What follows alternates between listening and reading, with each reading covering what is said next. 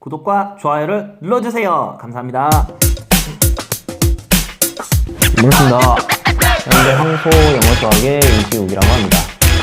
오늘은 학생 두 가지 부류를 제가 소개해 줄 건데요. 어느 아이가 과연 수학을 잘 하는 아이일까? 실제로 학교 시험을 쳤을 때 어떤 학생이 고등학교 진학했을 때 시험이 더 잘 나오는 그런 학생일지를 한번 우리가 생각을 해 볼게요. 과연 1번 학생과 2번 학생 중에서 어떤 아이가 공부를 잘하는 부류가 될지 한번 판단해 보시고 각자 댓글을 달아주시면 더 좋을 것 같아요. 자, 첫 번째 유형이에요. 첫 번째 유형은 일단 첫 번째 유형과 두 번째 유형의 공통점이 뭐냐면 중등 수학이 둘 다 90점 이상이 나온 아주 상위권 학생들이에요. 근데 첫 번째 유형을 말씀드리면 첫 번째 유형은 일단 고등 수학 상하에 해당하는 고등 수학을 고1 수학을 마스터하고 그리고 고2 수학의 절반 정도에 해당하는 수학 1과 수학 2를 모두 마스터했어요. 지금 현재 중3이고 공부를 남은 기간 4개월 동안 하게 됩니다. 그러면 첫 번째 이 학생의 공부 전략은 뭐냐면 일단 많이 접해보자. 선행지상주의. 일단 무조건 많이 듣고 보자입니다. 강의를 많이 접해보자. 자, 그래서 학원 강의를 2시간 듣고요. 학원 강의를 2시간 듣고 인강을 나머지 시간을 활용해서 총 5시간이 있다면 하루에 가정했을 때 인강을 나머지 3시간을 들어요.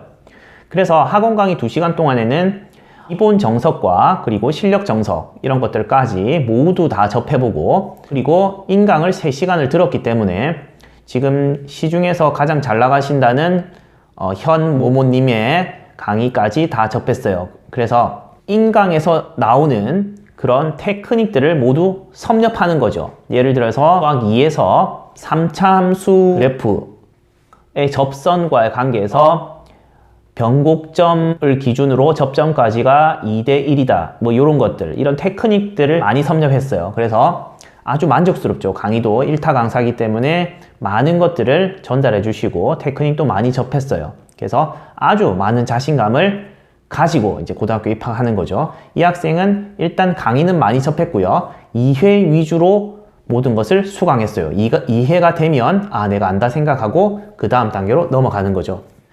자, 이런 학생이 있는 반면에 이번 학생은 좀 곰돌이 같은 학생이에요. 고등수학 상하 정도까지 강의를 마스터했고요. 그리고 수학 공부 전략은 한 문제 한 문제 그리고 연습 문제까지 모두 한 문제 한 문제 정리를 하면서 이렇게 꼼꼼히 개념 원리를 한 권만 파자 주의로 수강을 한 거죠. 그리고 특별히 인강은 듣지 않았어요. 특별히 인강은 듣지 않고 테크닉이 없죠. 그러니까 인강을 안 들었으니까 뭐 특별한 여타의 테크닉들은 책에 안 나오니까 인강에서 들을 수 있는 테크닉은 전혀 없어요. 그리고 강의는 이렇게 똑같이 1번 학생처럼 2시간을 듣고요.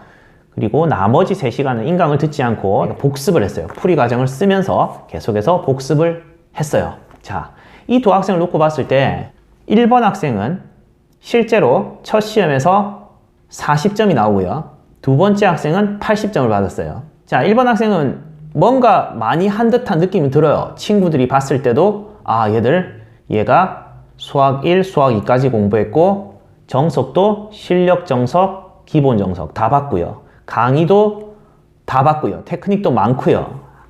하지만 실제 오픈을 하니까 첫 시험에 40점, 2번 학생은 80점이 나옵니다. 그리고 문제집을 한 권 풀었어요. 1번 학생이 문제집을 한 권 풀었는데 얘는 어떻게 공부를 하냐면 모르면 해설지를 바로 참고를 해요. 해설지를 펴가지고 아 이렇게 푸는 거구나. 어차피 해설지 보는 거나 학원 가서 듣는 거나 같다고 생각하기 때문에 해설지를 바로 펼쳐서 보는 거죠.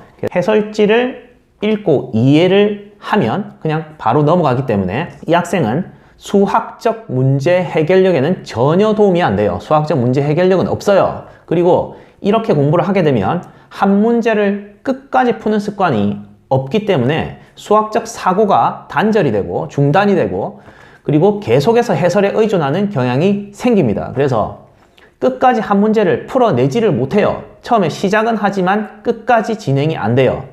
그래서 문제집을 한 권 풀었지만 결국 다시 풀리면 절반 이상 못 풉니다. 이 학생은 못 풉니다. 그리고 2번 학생은 어떻게 공부를 하냐면 똑같이 문제집합을 풀었어요. 그런데 모르는 경우에는 하루 정도 계속해서 고민을 합니다.